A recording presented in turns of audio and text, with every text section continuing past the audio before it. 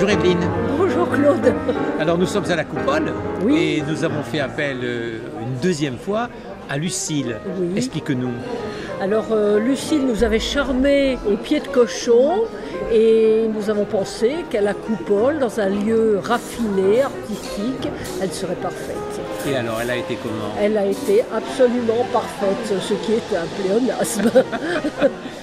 Eh bien, nous sommes tous ensemble pour profiter d'un établissement de renom qui exalte l'histoire, la période donc de l'entre-deux-guerres et ce style si français et puis après international de l'art déco. Une de ces brasseries si connues de Montparnasse qui était un lieu de rencontre, d'échange, un lieu d'inspiration, un lieu d'audace, qui est là, donc ouvert au 102 boulevard Montparnasse depuis 1927.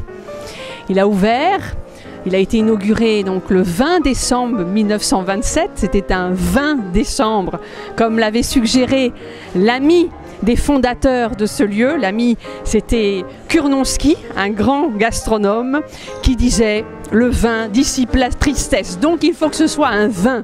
Donc c'était le 20 décembre 1927, 2000 personnes invitées. Et depuis également des milliers de personnes qui viennent manger, qui viennent danser, qui sont venus jeter le cochonnet aussi, exposer leurs œuvres et faire de nombreux projets.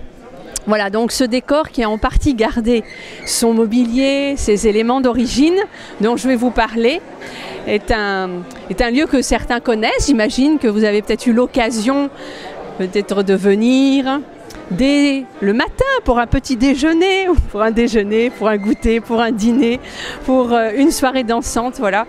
Et essayer de vous donner quelques commentaires historiques et faire revivre ces grandes heures de l'entre-deux-guerres si artistique. Alors en effet, la Coupole tire son nom de la coupole qu'il y avait au-dessus de votre tête, qui avait été donc choisie comme nom par les deux entrepreneurs auvergnats, Ernest Lafont et René Fro, qui travaillaient juste précédemment, en fait, tout près d'ici, c'est-à-dire à la brasserie du Dôme. Carrefour Vavin, ce endroit mythique qui est aujourd'hui la place Picasso. Depuis 1984, elle s'appelle Picasso. Carrefour Vavin, où sont là ces 4 brasseries. La Rotonde d'un côté, le Dôme de l'autre, le Select en face de vous, et puis enfin la Coupole. Donc en effet, ces deux Auvergnats travaillaient pour la brasserie Dôme, qui avait été créée par un Auvergnat aussi, Monsieur Chambon. Ils espéraient racheter cette brasserie, mais ils n'ont pas pu. Alors, fort de leurs convictions, et ils connaissaient tellement, si vous voulez, tous ceux qui passaient sur ce boulevard, ils ont décidé courageusement d'acheter un emplacement qui était ici, en fait, un lieu de stockage de charbon, de bois, qui était d'ailleurs très sale. Les gens traversaient pour ne pas se salir. Et un chantier très important, parce qu'il a fallu stabiliser, d'abord créer de profondes fondations pour élever une grande salle, vous y êtes, une grande salle de plus de 800 mètres carrés qui allait accueillir leurs rêves. Ça, c'est donc en 1927. Il y avait déjà en face le Select, qui avait été inauguré 4 ans avant, qui était la première brasserie ouverte non-stop. Et donc, ils vont faire de même. La brasserie sera ouverte nuit et jour. Et il y aura 400 employés dans cette brasserie. 400 employés, aujourd'hui, il y en a à peu près 140. Leur rêve étant aussi d'ouvrir à l'étage un restaurant d'été ouvert et un dancing. C'est ce qui va être ouvert dans l'année suivante, en 1928. Alors, à l'étage, au moyen d'un escalier qui se trouvait en fait au fond du restaurant à droite, voilà, il y avait un escalier qui permettait de monter à la pergola. C'était le nom du restaurant, qui au départ était ouvert. Et alors, il était très agréable, sorte de terrasse sur cet grand espace.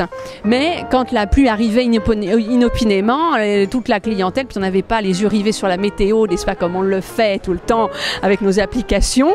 Donc on était surpris par la pluie et il fallait redescendre, se précipiter ici dans la salle, qui était parfois d'ailleurs déjà pleine.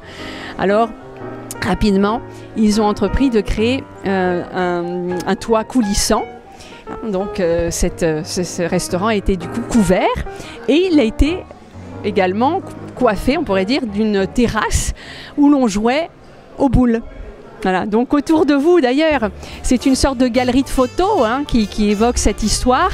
Et non loin de nous, on peut voir Othon Friese, certains de ces peintres cubistes qui lâchèrent leurs cubes pour les boules et se retrouvaient avec plaisir là en haut de la coupole. Et ça se passe comment là? Explique-nous cette conférence, comment ça se déroule exactement? Alors ça s'est déroulé en 2 temps. Dans un premier temps, nous sommes installés, Lucille nous a parlé tandis que nous savourions un chocolat chaud, un thé ou un goûter, voilà, une sucrerie. Ces piliers qui finalement portaient une sorte de coupole qui était au centre et qui n'existe plus parce que elle a été fermée après qu'on ait construit les étages supérieurs. Cette coupole qui donnait son nom, bien sûr, à la brasserie, qui donne essence.